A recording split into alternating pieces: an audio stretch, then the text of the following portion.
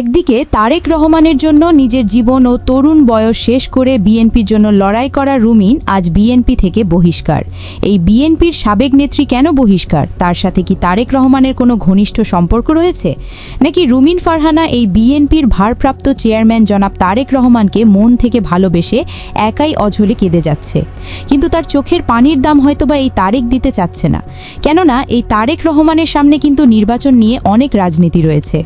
এই রাজনীতির গ্যাড়াকলে পড়ে কি তাহলে অবশেষে রুমিনের মতো বিএনপির কর্মীকে দল থেকে বহিষ্কার করে দিয়ে কি প্রমাণ করতে চাচ্ছে এই জনাব তারেক রহমান? তা নিয়ে কিন্তু প্রশ্ন থেকেই যাচ্ছে সাধারণ জনগণের। এমন নানান প্রশ্নের উত্তর আজ আমাদের হাতে এসেছে। ভিডিওটি দেখতে থাকুন, থাকছে বিস্তারিত। এই রুমিন ফারহানা এমন একটি নাম যাকে বাংলাদেশের রাজনীতিতে এক বাঘিনী কন্যা বলে আখ্যায়িত করা হয়। এই রুমিন ফারহানা এই বিএনপিতে যোগ দেয় দেশনেত্রী বেগম খালেদা জিয়ার ডাকে। যে ডাক পেয়ে বিএনপির মতো শক্তিশালী দলে ঠাঁই হয়েছিল এই রুমিন ফারহানার। মানুষটা আমাকে রাজনীতিতে এনেছিলেন, উনি আজকে চলে গেছেন।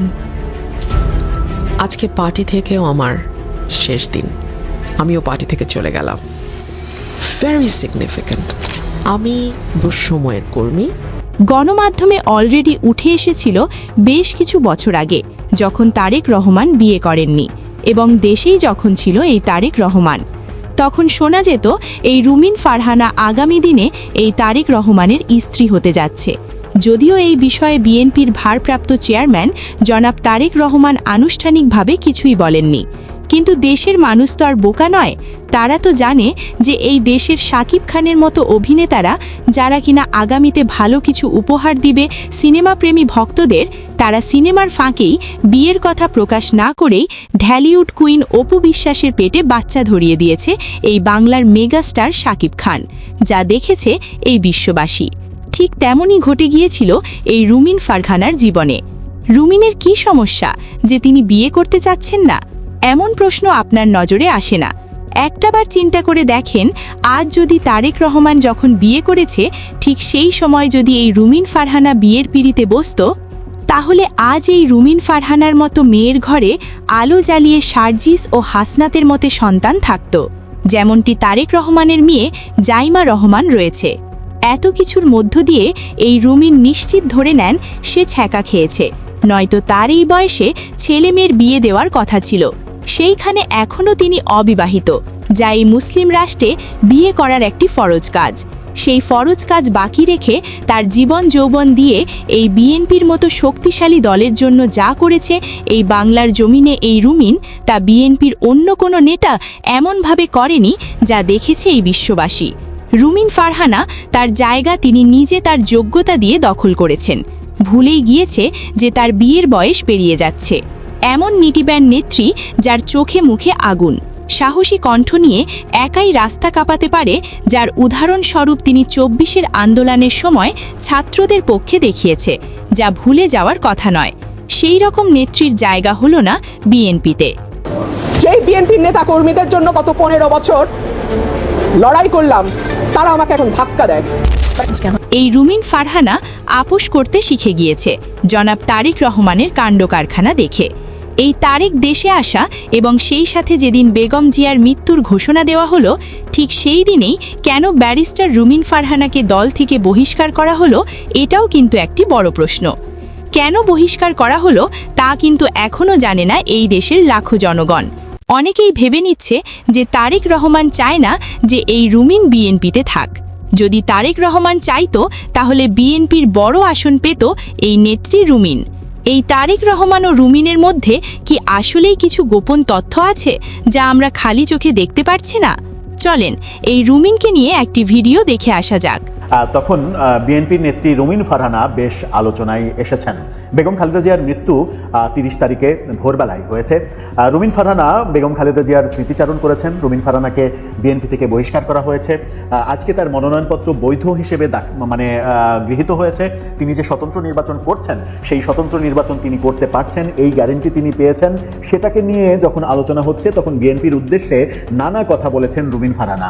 একটি সাক্ষাৎকারে, একটি টেলিভিশন সাক্ষাৎকারে সাক্ষাৎকারে খুবই আবেগঘন কিছু কথা বলেছেন বেগম খালেদা জিয়াকে নিয়ে তিনি। রুমিন ফারহানাকে কেন বহিষ্কার করা হলো, কেন তাকে নমিনেশন দেওয়া হলো না? রুমিন ফারহানা দাবি করছেন খালেদা জিয়ার মতামত নেওয়া গেলে তিনি নমিনেশন পেতেন। তাহলে কি খালেদা জিয়া বাদ দিয়ে বিএনপির অন্যরা রুমিন ফারহানাকে পছন্দ করেন না? কি বার্তা দিতে চাইলেন রুমিন ফারহানা? বলছিলাম বিএনপি নেত্রী রুমিন ফারহানার কথা। 2018 নির্বাচনের পরে তিনি সংসদ সদস্য হিসেবে সংসদে গিয়েছিলেন, মহিলা সংসদ সদস্য হিসেবে। সংসদে যাওয়ার পরে তারপরে 2022 সালে তিনি পদত্যাগ করেন। দল যখন তাকে পদত্যাগ করতে বলে তখন পদত্যাগ করে। সংসদে রুমিন ফারহানা এবং হারুন, চাঁপাইনবাবগঞ্জের হারুন, এই দুজনই বিএনপির পক্ষে সব থেকে উচ্চকণ্ঠ ছিলেন। সংসদের বাইরেও রুমিন ফারহানা নানাভাবে বিএনপির পক্ষে কণ্ঠস্বর উঁচু করেছিলেন। এই ব্যাপারগুলো আমরা দেখেছি। সেই তাকেই এবার মনোনয়ন দেওয়া হয়নি। জোট প্রার্থীকে, জমিয়তে উলামায়ে ইসলামের প্রার্থীকে মনোনয়ন দেওয়ার জন্য ব্রাহ্মণবাড়িয়া 2-এ রুমিন ফারহানাকে বঞ্চিত করা হয়েছে এবং তিনি স্বতন্ত্র নির্বাচন করছেন। বিএনপি থেকে তাকে বহিষ্কারও করা হয়েছে। রুমিন ফারহানাকে নিয়ে যুগান্তর একটা নিউজ করেছে, সেই শিরোনামটা একটু দেখে নিয়ে তারপরে ভিডিওর সাক্ষাৎকারের বিষয়টাতে যাব। নমিনেশনও দেওয়া হয়, তাও যেন রুমিন পায়, সেই কথা বলেছিলেন তিনি। বলছেন, আমার মাকে বেগম খালেদা জিয়া বলেছিলেন আপনার মেয়েটা খুবই ইন্টেলিজেন্ট, এরভাবে আবেগঘন অনেক কথা বলেছেন। অর্থাৎ বেগম খালেদা জিয়ার উপরে কৃতজ্ঞতা প্রকাশ করেছেন, কিন্তু বর্তমান নেতৃত্ব তাকে নমিনেশন না দিয়ে বহিষ্কার করেছে এবং বেগম খালেদা জিয়ার মৃত্যুর দিনেই বহিষ্কারটা তিনি হয়তো ঠিকভাবে মেনে নিতে পারেননি বলে অনেক কষ্ট সহ্য করেও বিএনপির বিরুদ্ধে একটি কথাও তিনি বলেননি।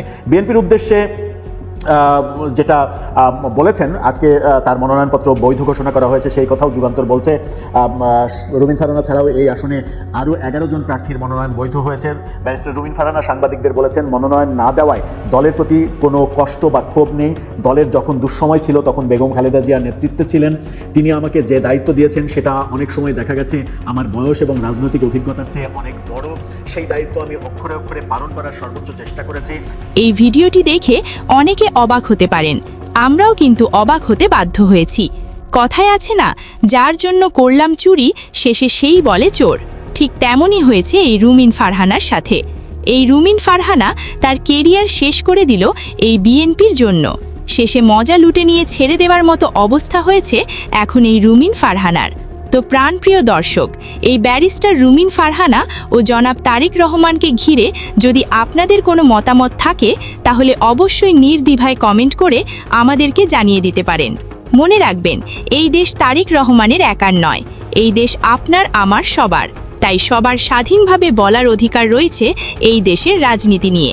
ভিডিওটিতে একটি লাইক দিয়ে আরও নতুন ভিডিও সবার আগে পেতে এই চ্যানেলটি সাবস্ক্রাইব করে আমাদের পাশে থাকার চেষ্টা করবেন। ধন্যবাদ।